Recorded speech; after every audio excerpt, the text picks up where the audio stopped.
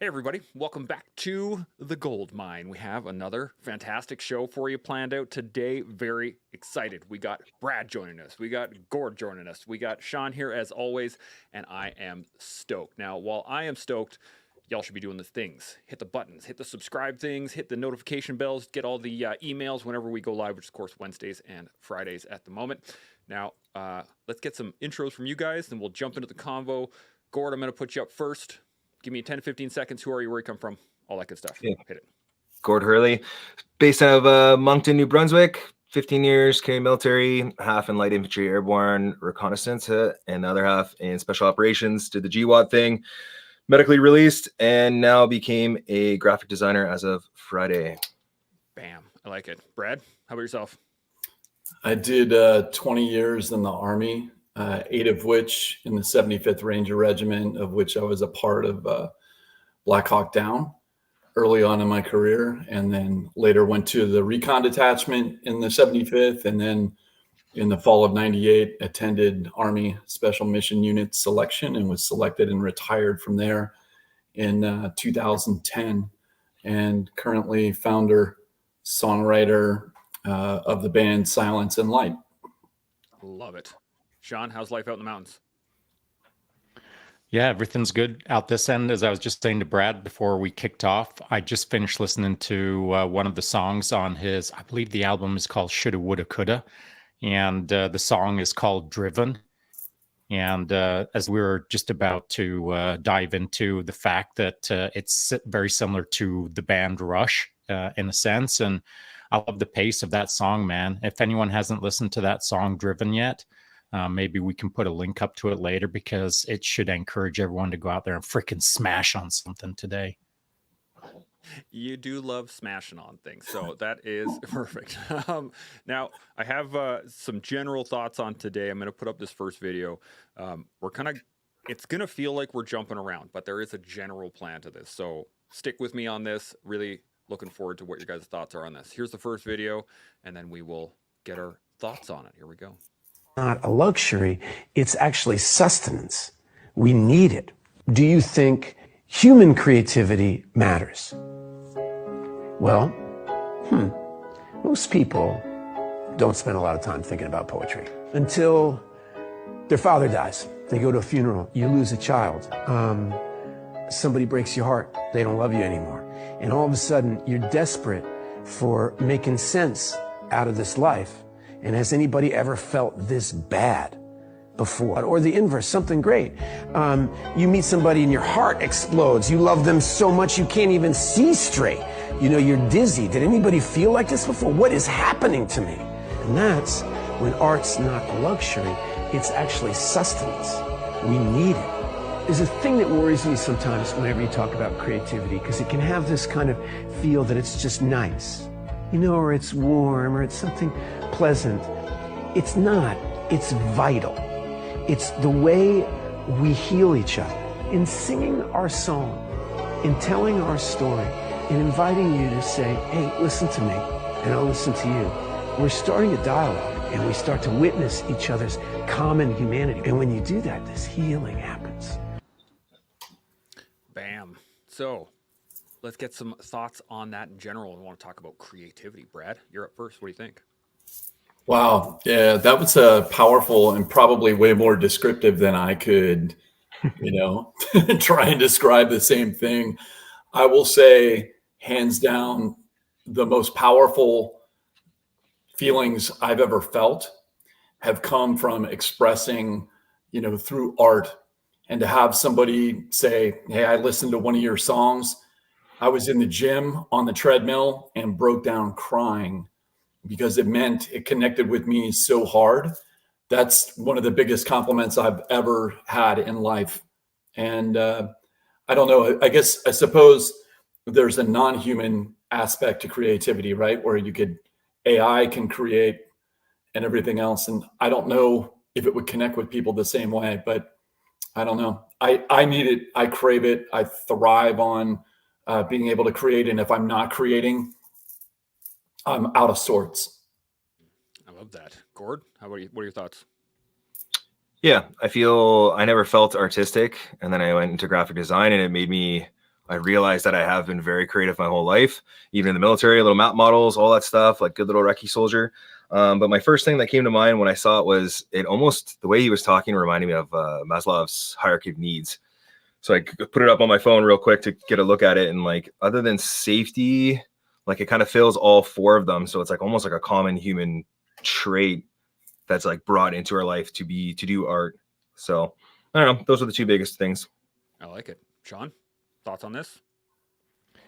I was thinking about when we first kicked off the podcast, how we started talking about how mankind has been creating since mankind began. And, it began with cave paintings, scratches on a wall, as it were, maybe reciting some past generation around a campfire while you've got your caveman club right next to you.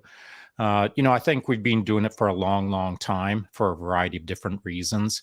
And it seems to me now that in our modern world, it's still ongoing, of course, but the reasons for it are much more diverse. When we're all sitting around the campfire with our caveman clubs, there wasn't much granularity to that. There wasn't much nuance to why we create. But nowadays, there is nuance to why we create.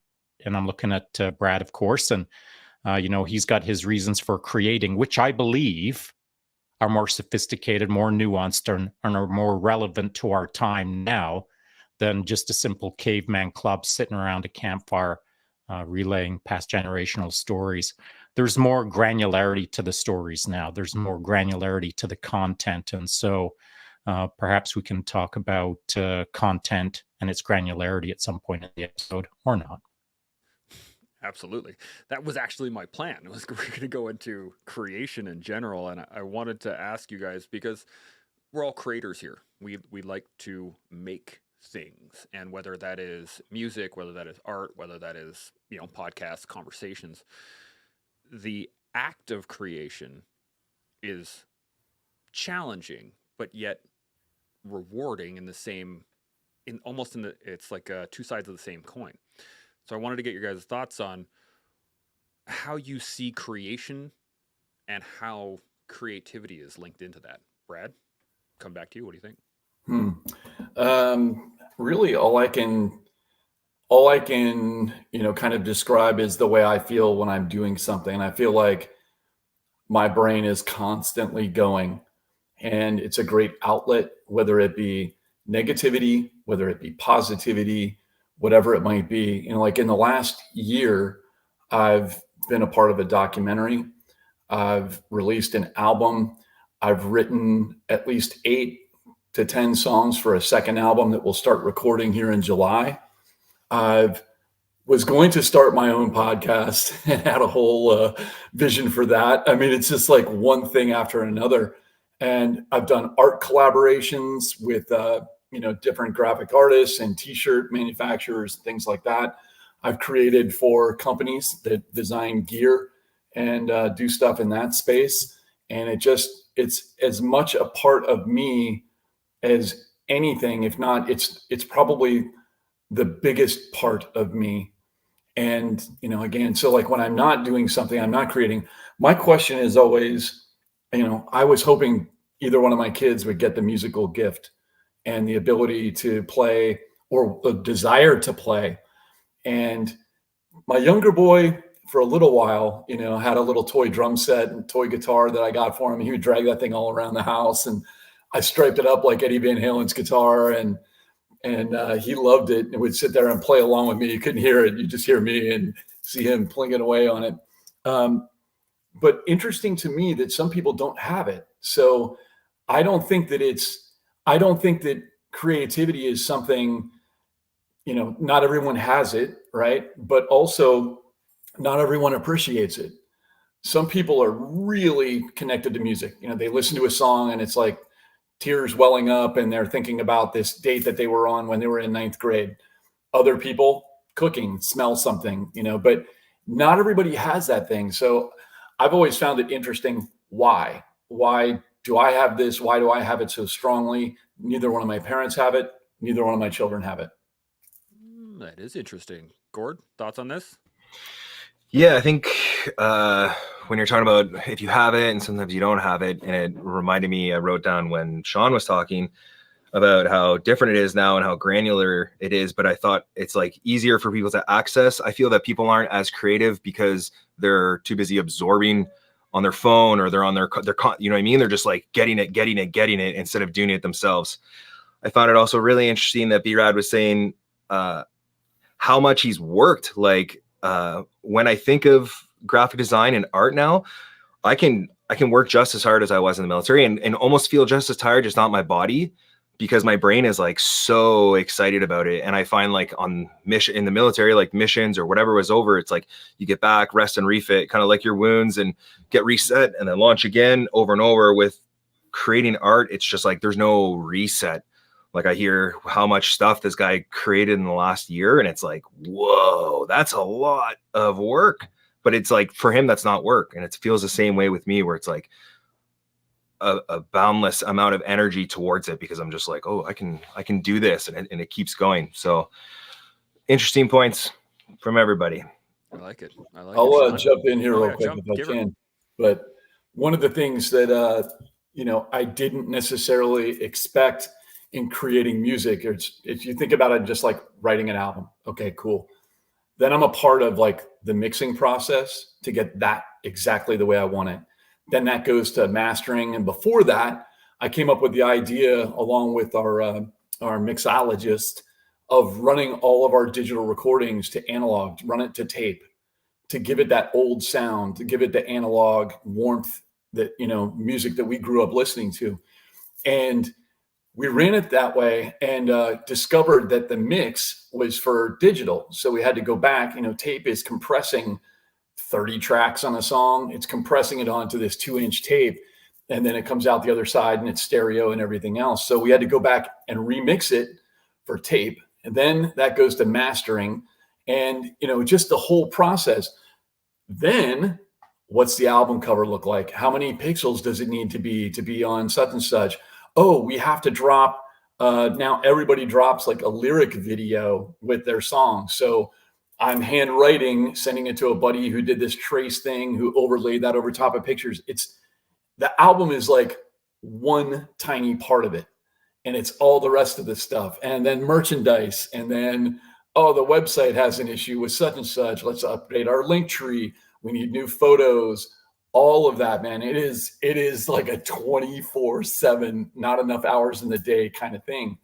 And I don't know, maybe my brain needs the activity. Maybe it's a good way for me to not think about other things. I don't know what, but I've been that way since I was a little kid. I 100% know what you're going through. Well, not 100% know what you're going through, but when I started to get into podcasting, I thought it was very similar. Just, oh, you need a camera, you need a mic. Cool. Let's go talk to people. But yeah, then you get into audio mixing, then you get video editing, then you got to make the clips, then you got to figure out how to do captions, and everything starts to add into each other. And then, of course, Shaun comes along and makes everything that much more intense. So what's your thoughts on this, Shaun? Yeah, there's some good things there from both fellas. And, something that you just said, Chance, I want to cover first, and it ties into what B-Rad was talking about. And listen, no one has to do anything. B-Rad doesn't have to worry about what the album cover looks like. Chance doesn't have to worry about getting the Clippy McClips out. No one has to do anything, really, unless you feel responsible to do something.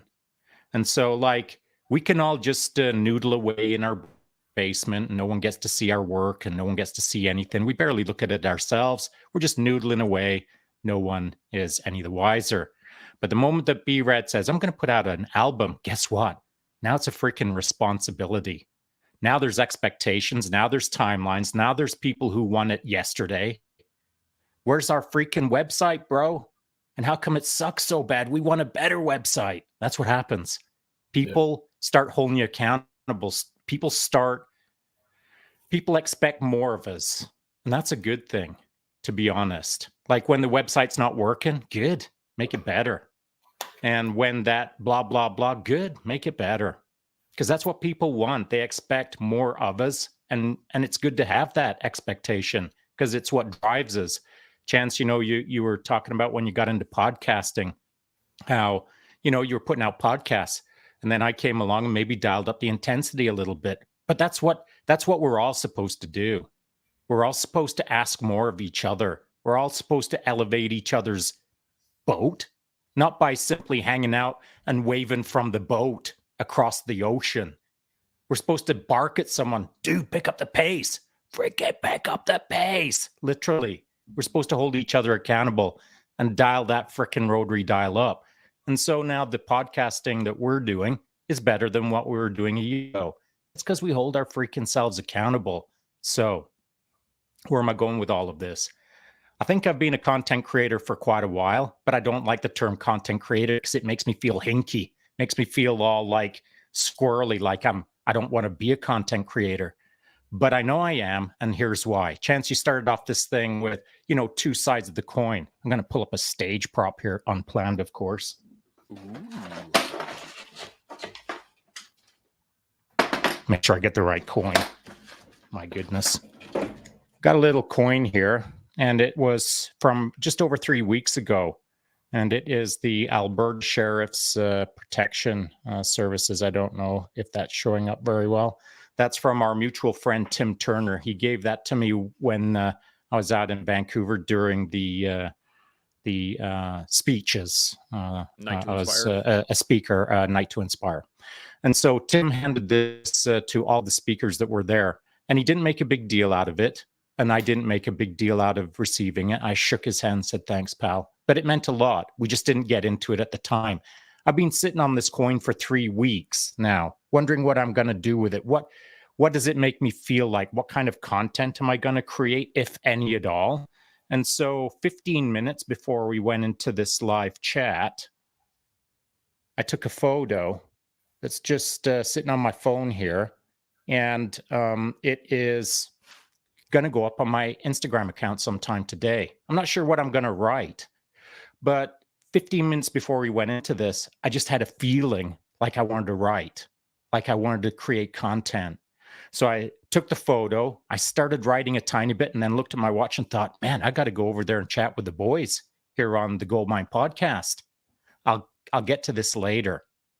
So now I'm going to wrap it all up and say this, that if you don't feel like you're a creator, if you don't feel like you've got a creative spark, if you don't feel like there's something in you that you want to share with the world, that's cool. Don't feel like you're going to be like that for the rest of your life. Things change. I mean, there was a time when I didn't think I would want to be taking photos of coins and writing about them on Instagram. There wasn't a time like that some time ago, but now there is. The ebb and flow of life. Like if you start feeling the need to create, then start freaking creating. Don't worry about the content that you're creating. Don't worry about how good or bad it is. Just freaking create. If that's what you need to do it, do it. Don't worry about it. And if you got to do it in your basement for a while quietly with no one looking at it, then do that. No one has to see your work except you. And why are you working? Maybe because there's a little voice inside you that's telling you, dude, that's what you're supposed to do. So don't argue with it. Just get on with the program. Yeah. Do any of you guys remember like when you put your first thing out there and the feeling of, I'll keep it G-rated, but it's like almost putting your thing out on the table and letting people walk around and judge it. And it's an incredibly vulnerable feeling. And, one of the things that got me over that hurdle was going out to LA and recording with the guy that produced our first album, who is multi-Grammy award-winning guy.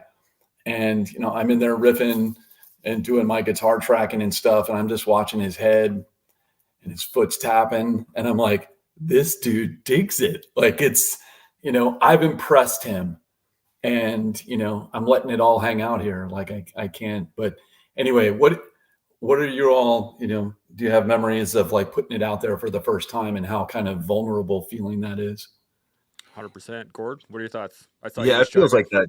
Yeah, it feels like that every time. Still, I don't think it's going to go away, and I don't want it to go away. It's like a test that's probably going to feel the same way. The moment it becomes natural, then maybe like that's the time to step away. I heard something the other day where it's like if it scares you, like lean into it.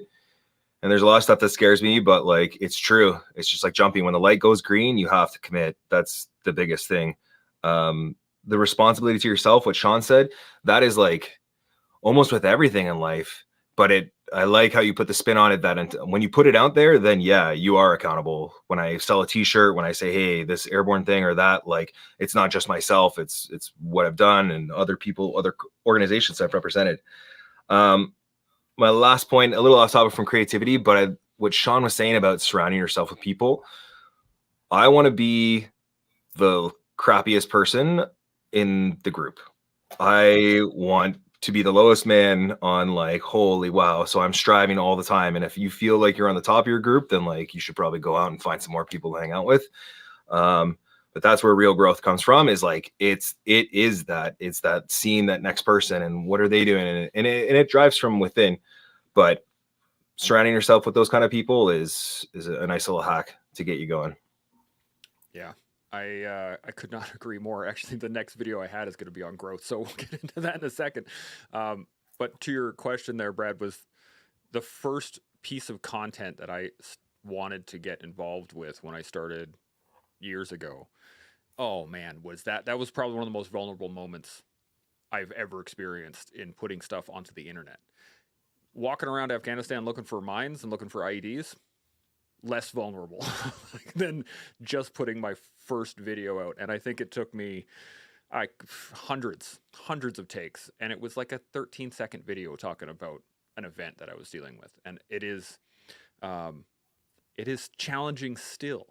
Even when I was getting ready for today's show, there is still a little thing in the back of my head that keeps me accountable, as Shaun was saying, to the program, to what we've built so far, so that there is always this little bit of how do we do it better? How can I clean this up? How can I tighten that up? When I put a video out or a clip out and I'm like, it just didn't sit right with me after it was all said and done, that means I can do it better. And to your point, Gord, I think when you get to a point where you're like, meh, yeah, it's all good, then you shouldn't be doing it anymore. Shaun, you got thoughts on this?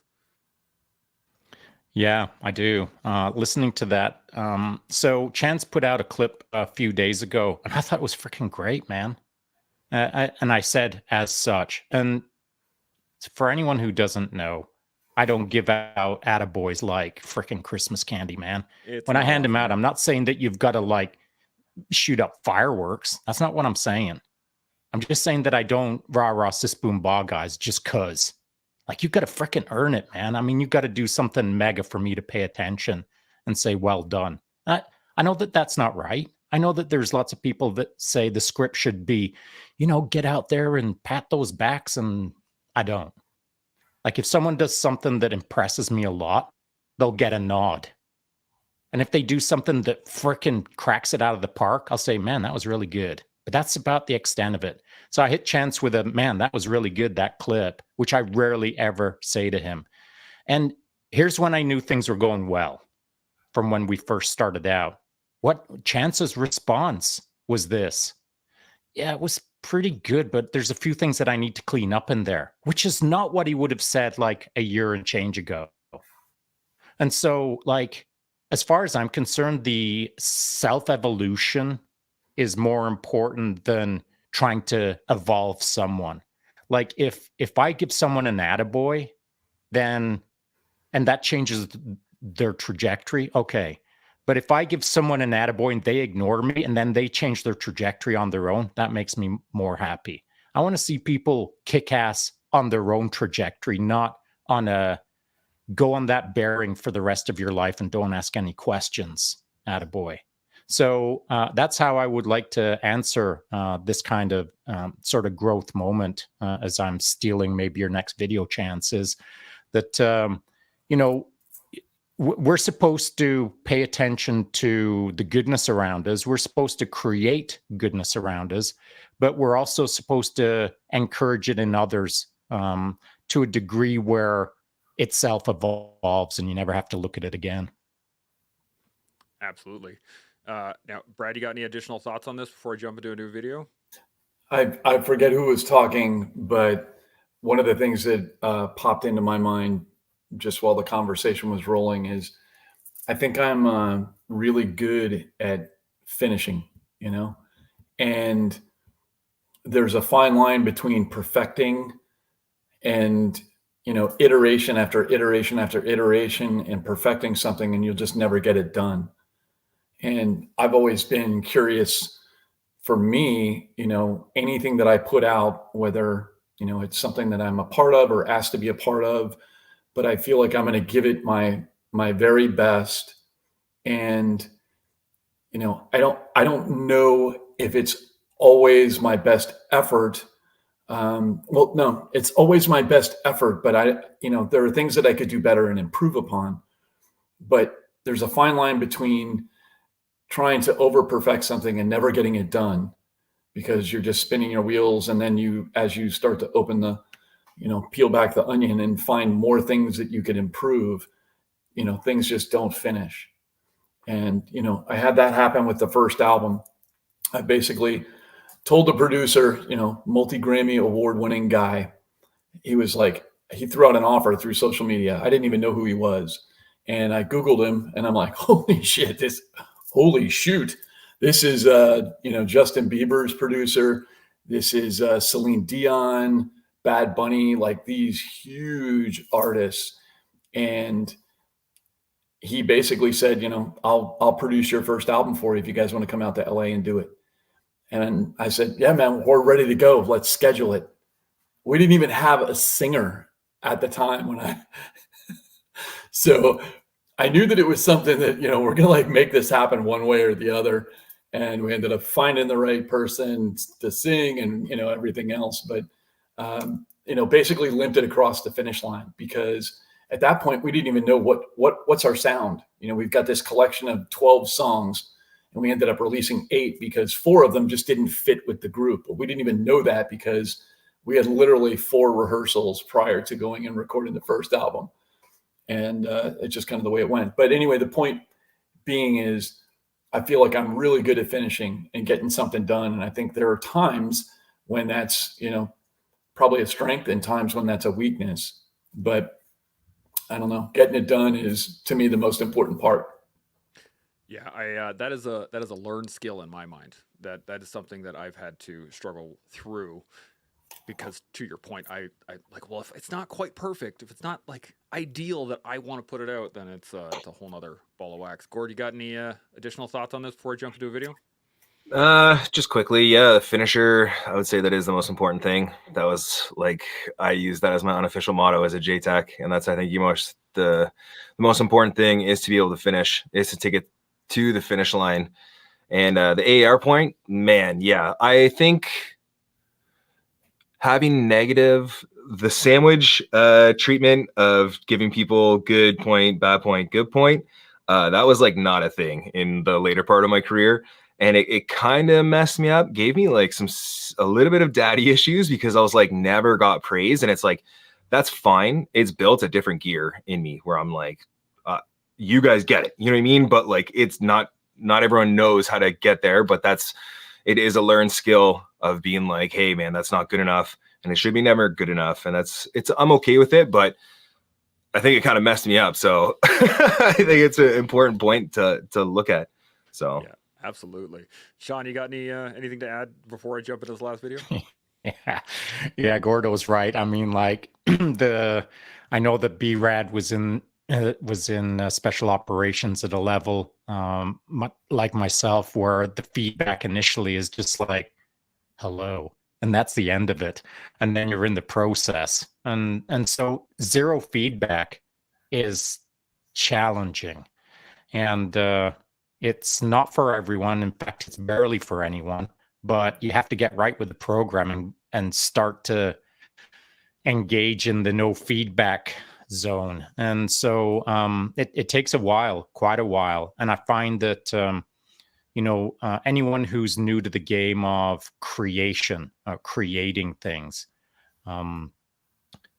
there's often a need for validation. There's often a need for feedback. Hey, I put out my first t-shirt. What do you think of my t-shirt? Can you all give me feedback on my t-shirt? Can you all buy a t-shirt? How come nobody's buying my t-shirt? That sort of death spiral of not enough validation, not enough we see you when it comes to creation can end a budding creator's career. Now, I'm not saying that's a bad thing. I'm just saying that it is a thing. I mean, quite frankly, there's some creators that I wish would end their career. But for all of the creators that are out there that are doing good, I think it's kind of a responsibility to some degree to encourage folks out there. Now, I'm so new to the creation, like social media content creation, that I'm probably the last guy to pat anyone on the back out there and say, good job, man, because they probably laugh and say, you're the one who needs the help, bro, not me. But I think that in any little way that we can to encourage other creators to just freaking get after it, there's no harm in it. If you're doing it righteously, then pick up the pen and start writing. Pick up the paintbrush, start painting. Pick up the haiku and start haikuing. Yeah. And this goes directly into what I want to go into next. So I'm going to hit this video, and then we're going to carry on this conversation basically right where we are. So here we go. Change is not about bold, loud action. It's about letting go of all that clouds you from your truth. It's about giving up lust for love, pride for humility, and who you have been for who you can become.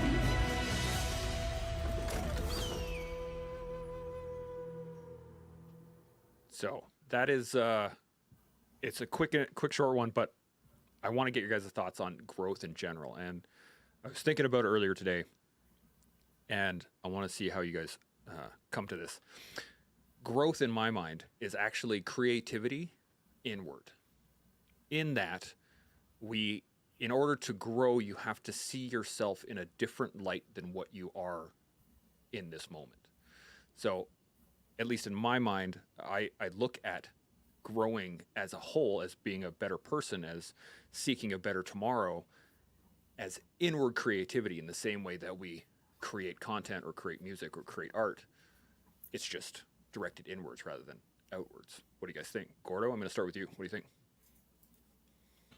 Dang, I wasn't going to go that direction when I saw that. I think when it comes to your point, like, yeah, absolutely. The growth, when you turn it inwards, that's where it comes from. But I'm just going to stick with my point because it's so different from yours. When I saw that video, like, get comfortable being uncomfortable. And that's where like the growth is going to happen, is that you just stay outside of that zone. And if it, just like we were saying earlier, if it feels like this isn't scary or anything like that, then maybe it's not the right thing. The same when it comes to growth, like it's going to feel uncomfortable and you don't really realize how much you've grown. This is the part where it takes a lot of self-reflection, is to be able to look back to even 2 years and be like, whoa, I've come a long way. And that's the part, like, especially you find in gentlemen like us, where it's like you're driving, very hard for you to stop and say, hey, like, look how much you have grown. It's kind of a wash. It's just like, no, more. But yeah, those are my 2 points. Get comfortable being uncomfortable, and have the reflection to see, like, whoa, you have come far and you have grown. Love that. Brad, what are you thinking? Watching the clip, the thing that came to mind immediately was, for me, it's all about, what's happening today and what's happening tomorrow, not what happened yesterday. And there are probably, things in my life that maybe should have been looked at a little harder in the past. Maybe don't repeat mistakes and things like that. But I was sort of an anomaly in the military units that I served in, because I found a lot of people to be big fans of history. And like, I don't care what they did in Vietnam. I want to solve the problem that we have right now today. And, maybe there were some lessons learned that would have affected something, but I don't know. For me, it's all about what's ahead, who I am today. Who I am yesterday is a part of who I am today, but it's not who I am today. I lived through the Black Hawk Down thing, and, unfortunately, it's become one of the things that I've become known for. And so, I go on a podcast or I talk with people and they bring it up, and it's like, dude, I don't want to talk about something that I did in 1993. I'm more excited to talk about what I'm doing right now today.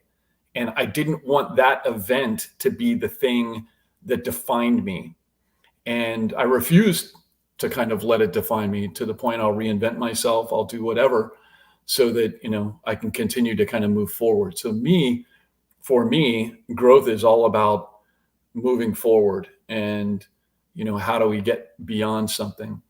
And one other example I'll give, when I first got to the Special Mission Unit, Army Special Mission Unit, I was, in awe, like everyone is.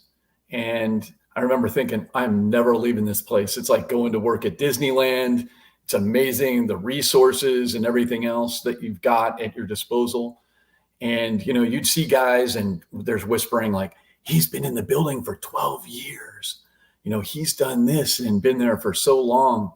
And at first, I figured I'm never leaving. I don't ever want to move on. I've made it to the place. And after maybe 4 years, 5 years, and a few deployments, I was kind of like, all right, what next? Like, this feels stagnant. I feel like I'm not growing. How many more of these things can I do? It's just repeat. It's Groundhog Day. There's nothing challenging. I'm not challenging myself.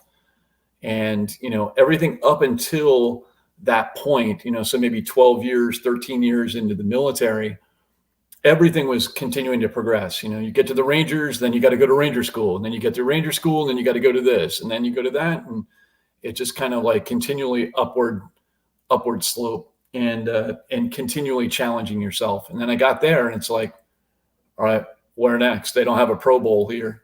What's next? So anyway, that's watching the clip. That's what came to my mind. Love it. Sean? Chance, can I jump in really quick? Yeah, give her Gord. I definitely agree that I wanted to make sure that I said it, that just because you're good at something doesn't mean you have to do it. So just like you're talking about Special Missions Unit or whatever your job was at the time, like I identify with that so much. Like, yes, I took a medical release. I could have held on for a while and kept going, but like, I'm good. Like, what's next? Like, what else is there? Like, it can't just be this. So, and it isn't just this. And the second point was, you're right about not looking back. Like, people think that you're just gonna turn 45 and then you stop growing. And it's so strange, like live all the way, because you only get one life, man. That's going to be like max 90 years, 100 years. How much living and growing can you do in that time frame? And it's strange when you hear people and it's like, they only get like halfway and then they're like, yeah, I'm good. And it's just like, well, you could learn so much more.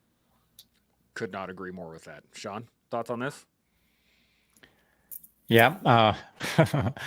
Just based on the two things that have been said by the fellas there, man, we could do another 12 podcasts just on that content. That's for sure. I'm just going to try to stick to the clip. And the clip is, the first thing that I thought of was, who was this designed for? What grade 10 kid was this designed for? What anime generation was this designed for? What 27-year-old hanging out in his basement was this designed for? It's not the world that I live in. It's a newer world where anime or manga uses these kind of images and language to have someone think deeper, perhaps. But I don't think there's much deep thought going on out there when someone's watching this stuff. Like that little clip in some teenager's head or some 22-year-old dude's head as he's watching the Fist of Death punch forward into, is it lust or love? That's all they're seeing is a shaking fist. There's no deep thought going on. The deepest thing in there is who's paying the Wi-Fi bill. And so what I was left thinking is, based then on what B-Rad said, when he was in the game and the game started to stale up and, there's, again, that's a number of podcasts that I would like to nod my head and agree with him on a lot of things that he said. Same with Gordo. My question to B-Rad is this. When you started feeling that staling out, what was your next move? Was it straight to guitar world and buy your first guitar? Or was it, did you just go stand on the sidewalk and stare at the clouds for a bit and get context? Or, did you walk around with your hat on backwards for about 3 years, being large and in charge? What did you do? Let's see. So I was playing music long before I came in the military and started on piano, I think, when I was 5. So that kind of progressed up to guitar, which I started playing at maybe 12. And, I've been playing it the whole time. When I joined the Army, I kind of put that behind me, and I thought, all right, that was a thing that I used to do. And about a year and a half in, I'm like, I miss this too much. And it actually got inspired by a buddy of mine who called me out at a bar one night, and there was a band playing, and he had talked to the band and said, hey, my buddy plays guitar, and like his Make-A-Wish almost thing is like to get up and play with somebody. And I had done that, I had done that a ton, but they didn't know that. So anyway, all of a sudden I'm drinking, and I hear my name getting called to come up to the stage, and went up and ripped one out with these dudes that were playing. And anyway, that kind of like reinvigorated the whole thing. But to answer your question, I'm at like 12 or 13 years in the military, and I recognized that there are things I could get out. I could look for other employment. I could, I think to a degree, I did turn to music. I think that was, sort of comfortable and natural for me. And it was a good way to kind of maybe not think about some of the unhappiness and unfulfillment that I was feeling at the time. I did a lot of exploration with, got offers from Secret Service, as an example. The head of their special operations training was like, I retire in 5 years. I want to bring you in. You be my assistant. And then when I retire in 5 years, you'll take over as the GS, whatever, that's in charge of all the training. And, I looked at the area and how much it would cost to live there versus everything else. Then I started talking with our squadron physician assistant, who was an operator in Mogadishu. And I started talking to him about going to the PA program and becoming a physician's assistant. And that kind of, all right, wasn't really scratching the itch. And then with about 4 years left in the military, I had the opportunity to work in like the research and development wing. And that's when things really kind of clicked. I changed everything that dudes were wearing from head to toe, everything, to include camouflage, the types of uniforms, created boots and footwear with Nike, did iPro with Oakley, was a part of the whole first iteration of combat apparel that Cry Precision made.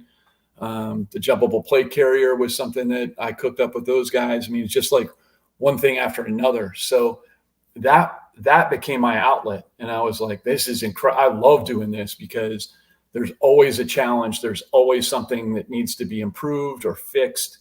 And I know all the people in industry that I can talk to kind of make these things happen. So anyway, that's where it went for me.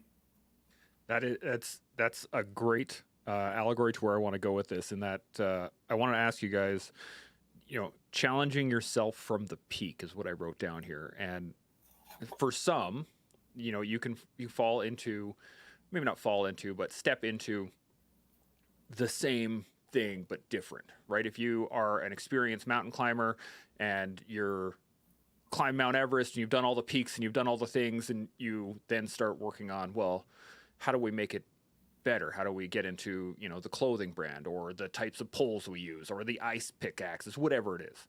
Same thing with the military. You see guys from tier 1 that move into executive protection, they go into consulting, they go into R&D, they go into all these things that are still kind of in the same boat. But I want to get your guys' thoughts on stepping off into something completely different. Like, you've finished all the mountains and now you get into crochet work, right? You step into something so outwardly different. For instance, Shaun stepped out of tier 1 and went into computer systems engineering, which normally, I guess, in the average mind, wouldn't really connect those two dots. But what are your guys' thoughts on stepping into an entirely new world blind? Gordo, I'm going to start with you. What do you think? That was my experience with graphic design. So I got out and I thought I was going to go to school for a Bachelor of Fine Arts in interior design.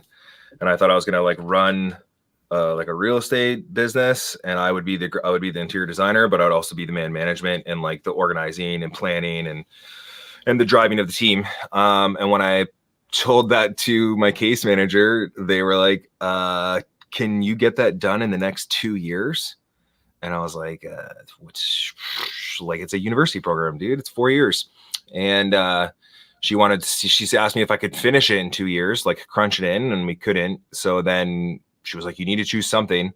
And I chose graphic design. Like I was making t-shirts with Procreate. I had no clue any Adobe products. And they were like, you need to go, you start school right now. I'm like, it's November, dude. Like you can't even start. Like I do post-secondary online and it takes a month to register. So like, I don't know what you want me to do. They got me into school in January and I started late, and oh my God, dude. Not only computer programming, the way I looked at it was, one, I would know computer technology at the understanding of a 20-year-old.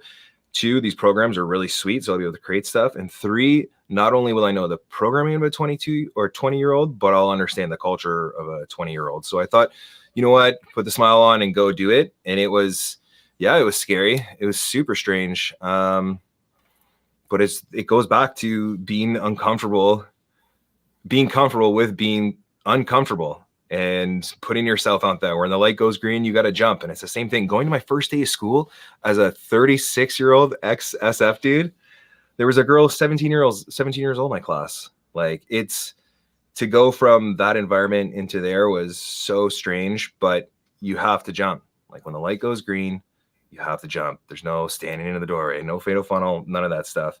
And the last point, it goes back to who are you responsible to yourself, that 1% better. B-Rad felt comfortable that his experience was full and he was filled with what he did with that work. And now he's ready to move on and get full in something else. So, but that comes from within, comes from that weird little psycho David Goggins or Jocko person of your brain, which we all have, maybe not all the time, but it's there. So that's it. The end. I like it. Brad, thoughts on this? What do you got? Oh, shoot. It's me. Yeah. I was thankful that Gordon went first on that one. I guess the reasons why I don't know, but we had multi-Grammy award-winning producer produce our first record, and I was insanely unhappy with it. And never fancied myself to be a producer, but basically produced the second album myself. So I would say it's co-produced with the engineer, who was the guy that was, running the studio and doing all the setup, and, co-produced between me and the guy that did all the mixing. And, there were things that I wasn't hearing on the first record that I wanted to hear, and things got buried. And why is that? And started watching, a lot of producer type of YouTube videos and things that I could learn, and things that, had been used by bands that have gone before me, and how did they get, these sounds and everything else. And it was a complete learning curve. And when I listened to the 2 records, one against the other, and first of all, I don't even listen to my own stuff. Like, I've listened to it so many times doing the mixing and mastering that it almost ruins the songs. And, I like playing them live, but totally different experience listening to something, because you hear everything that you wish wasn't there or wish had been included and everything else. But I don't know, that to me was, drinking from the fire hose to figure out how can I make this thing sound better than, this thing that a Grammy award-winning guy did. And I feel like I way hit that one out of the park. I like where you're going with this. I really do. Shaun, you got any thoughts on this? I do. I'm going to continue on with that theme that B-Rad just dropped. And so this directly applies to the Collective podcast, because early on in the creation of it, there was many ways that we could have done it. And but I know the way that I like to do things, and I tried to explain it to Chance, and Chance was on board. I don't think we disagreed on the approach, and that is frickin' smash it all ourselves. Like, there'll be no outsourcing. They'll be figure it out ourselves sourcing. And so, want to learn how to do something because we suck at it? Well, start learning. And so this entire trajectory is self-taught to some degree. We've had lots of friends help us out here, there, and everywhere, but The main thrust is being Chance and I sidling up next to the nearest fire hydrant and trying to drain it as fast as possible with no instructions. And so I'm okay with that, man, because it makes me feel like I'm earning my way. It makes me feel like when I'm throwing on my second album and having to listen to it, I'm happy with it because I know I put the blood, sweat, and tears into it rather than handed it off to someone and only did half a set of burpees. It's just the way I'm wired. And so maybe for B-Rad, if we're wired the same, maybe the first album isn't as satisfying because there wasn't quite as much sweat in it as there was on the second album. I don't know. I'm just theorizing, but that's the way I'm wired. And no matter what my second album sounds like, I ain't going to be happy with it. And that's what'll make me make a third album, which I won't be happy with. And that's what'll make me make a fourth album, because that's the way I'm wired. Now, whether before I went into Tier 1 Special Operations, I was wired that way, I think I was, or whether they wired me up that way, perhaps they did. I'm always that way. My 12th album will not be as good as my 13th album, and so on and so forth. I like it. I like it a lot. Now, I got one more video here I want to hit on, and it goes into the concept of gratitude, but I want to ask you guys this before I put the video up. Has your view of gratitude changed through all the struggles, through the trials that you've had, through the understanding that to be comfortable in the uncomfortable takes gratitude, at least in my mind? So I want you to think on that while I put up this video, and then we'll get into your guys' thoughts. Here we go. You would give me everything you own in 25 years' time to be the age you are now and as healthy as you are right now. And I think it's a really interesting meditation to think about, right, if you had a time machine, if you were 30 years in the future, if you could be this healthy and feel this good and be this age, you'd give everything materially that you own in 30 years' time to be back here. And just to take that in for a minute, just to take a moment to think about, wow, this is amazing. I think gratitude is such an important virtue.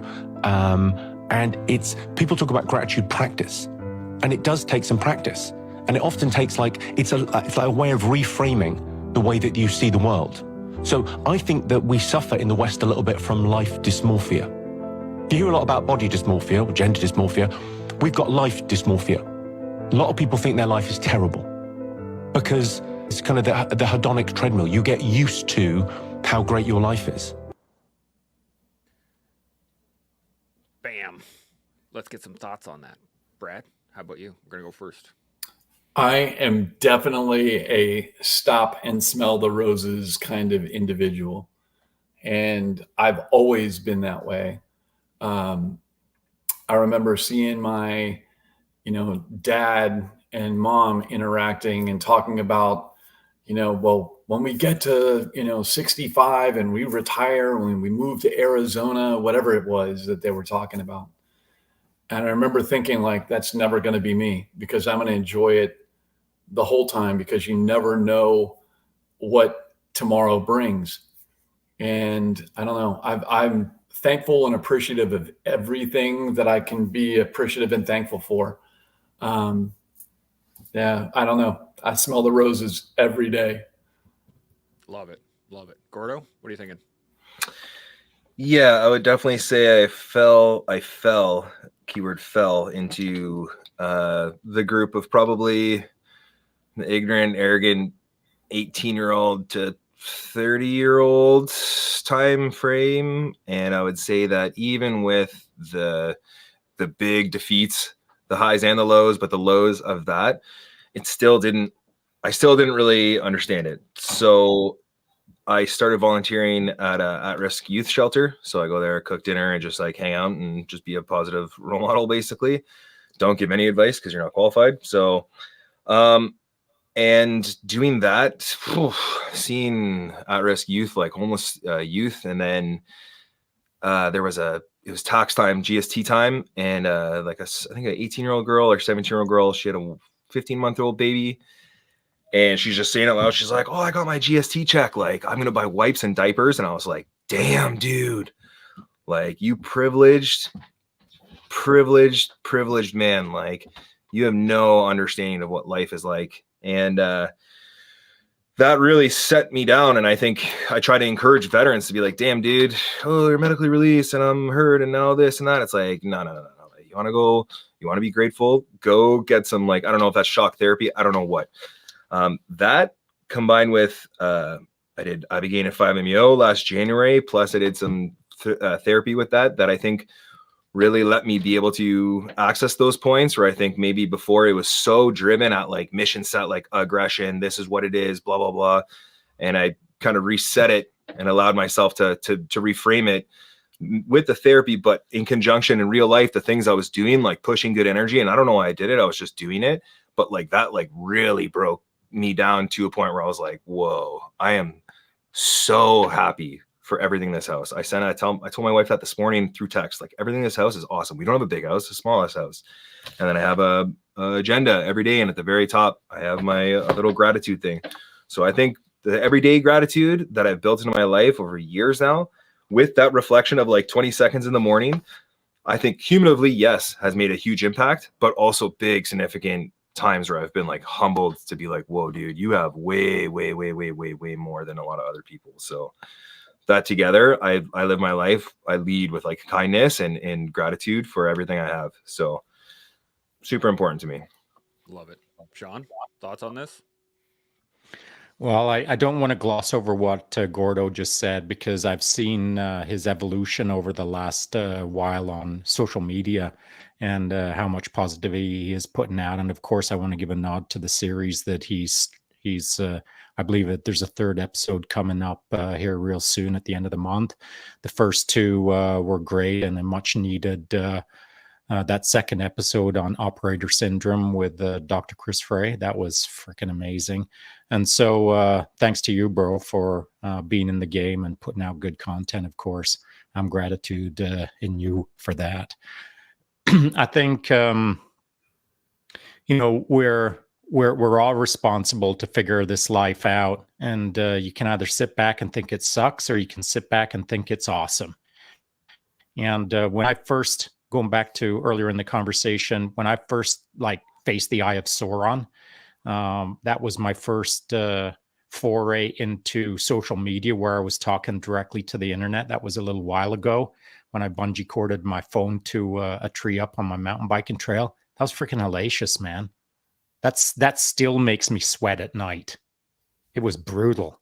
And so, by the way, it didn't get a whole lot easier, the act of doing it. But what has got a lot easier is the fact that there's a bunch of people who are cool and encouraging me to continue on, and are cool and encouraging Chance to continue on. And same for Gordo and same for B-Rad. So it doesn't matter who we are, how confident we are, how much we have done. I don't care who you are, man. You can be the most largest and in chargest. But every once in a while, we all need a little, good job, man. I'm thankful for you and your gratitude journal every day, Gordo, because it's making my world a better place, as I stated during the episodes that you're starting to put out. So maybe hypocritically, I've stated that I don't like to give a lot of attaboys, but you got to give attaboys every once in a while to encourage the cats who are out there staring at the Eye of Sauron trying to make a difference. Yeah, 100%. And to that point, I want to say thank you guys.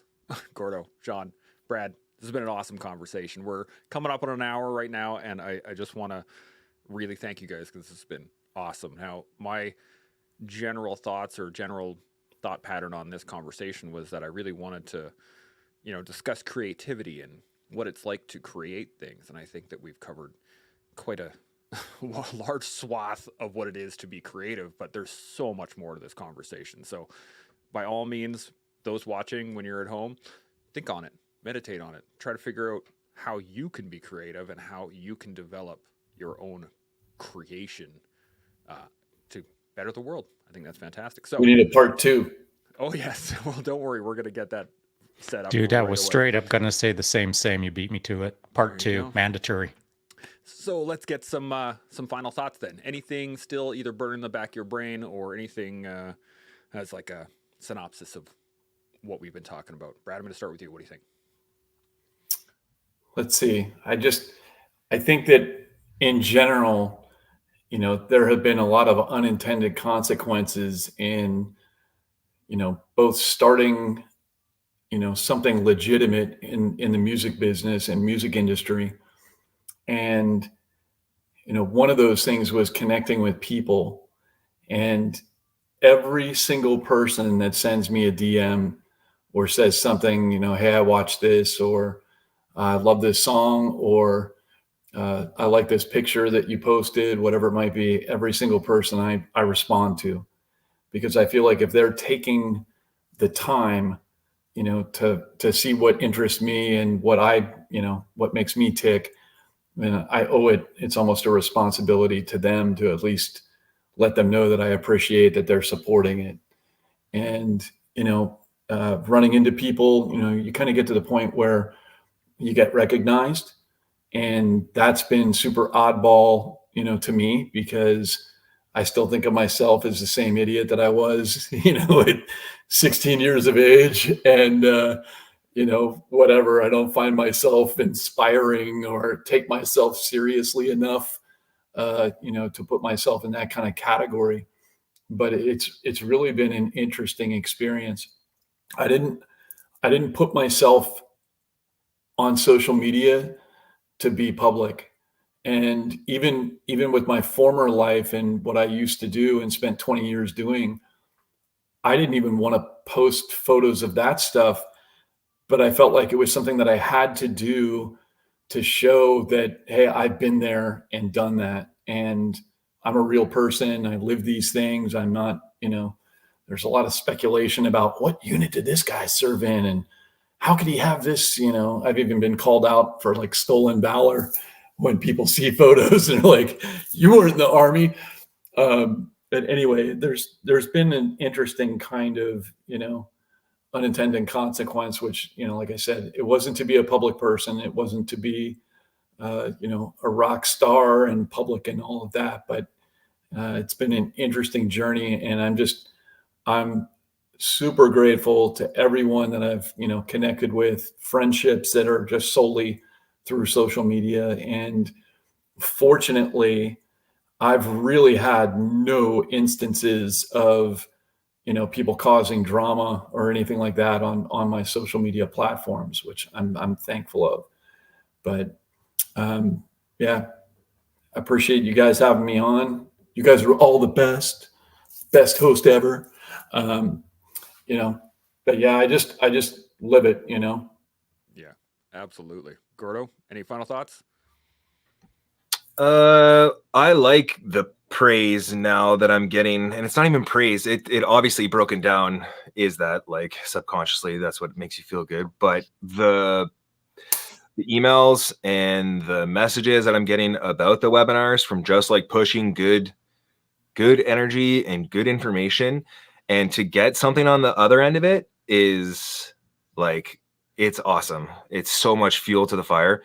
Before, where it was like self-generated, yes, totally accomplishable, but to hear it and to see it, like not in a vain way, but be like, whoa, this is actually affecting people's lives, and they're able to do whatever and spread the good wealth basically of the information.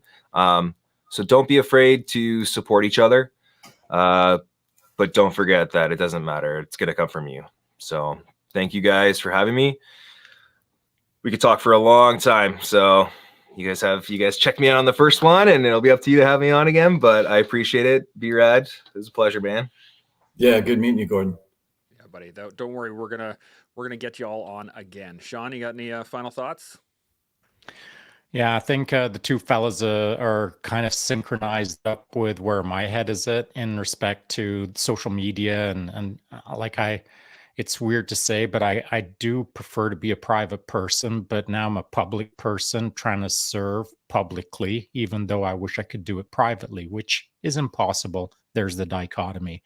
And to B-Rad's point, I think I can't remember now. I've either been accused 4 times or 5 times of stolen valor. Like, dude, were you even in the army? It's maddening. And that's why I had to put in my bio that I'm retard tier 1. I mean, who has to do that? Apparently I have to, so I don't make a 6th claim to being stolen valor. So Hold on. Awesome interlude here.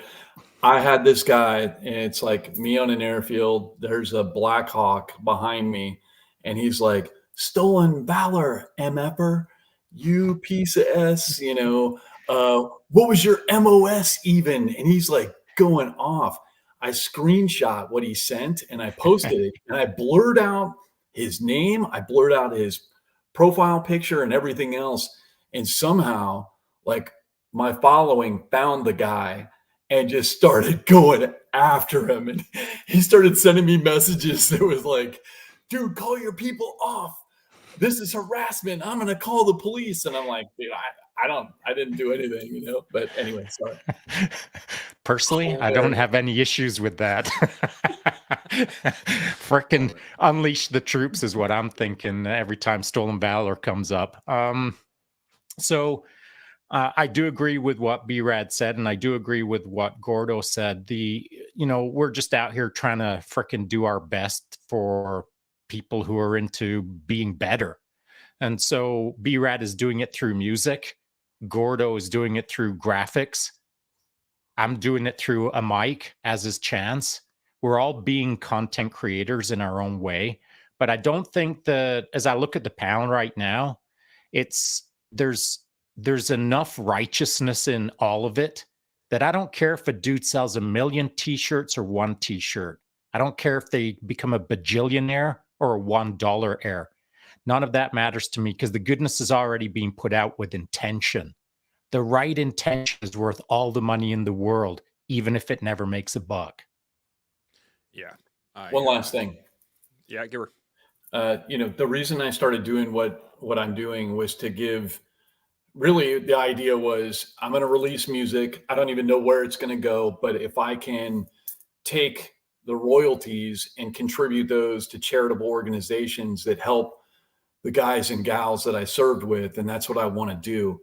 And, I put myself out there to say, look, I've been there.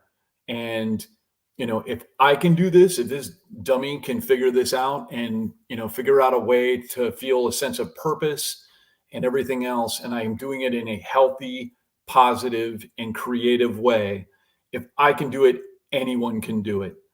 And, so 100% of the royalties from streaming and things like that we're collecting are going to charitable organizations that are helping out the folks that we served with. And that's been huge. I had a goal initially of like, if I can get 5,000 people behind me and, to download something or stream it or whatever, I feel like that's a realistic number. If I can get that to happen, then it'll be a success. And if it connects with one person and it keeps one, of my former mates from putting a gun in his mouth or doing something drastic, then it's all worth it. I don't care if it makes any money. And the amazing thing is, like we see all the analytics because we're verified artists on all the platforms and everything else. And we have more streams than that just in the last 5 days alone. It's insane. So to see it, connect with people, and then to know that the word is getting out, and to know that, I've definitely helped people and have people come full circle and say, you contribute money to this. I heard about this through you. I went there and it saved my life. Like, dude, I'm done. Like, it's so incredibly rewarding, humbling, beyond humbling, makes me emotional. Absolutely. That is outstanding. I don't have much to add here. I wrote down something a little bit earlier that I think is really connected in my brain here, and that is creativity and creation is communication. So if you want to communicate something, start getting creative, start creating, start making, and you will communicate what you need to communicate. So again, I can't thank you guys enough. This has been a fantastic conversation. So as we all continue to learn, build, and grow, we'll see y'all next week. Chimo. See you guys. Chimo.